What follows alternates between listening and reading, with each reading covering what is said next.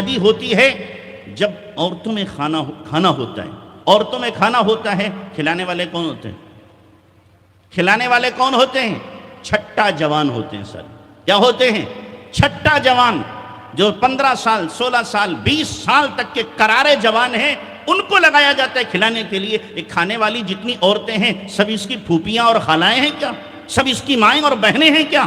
یہ بھی تو غیر محرم ہیں، اکثر غیر محرم ہیں۔ یہ جوان کیوں جا رہے ہیں؟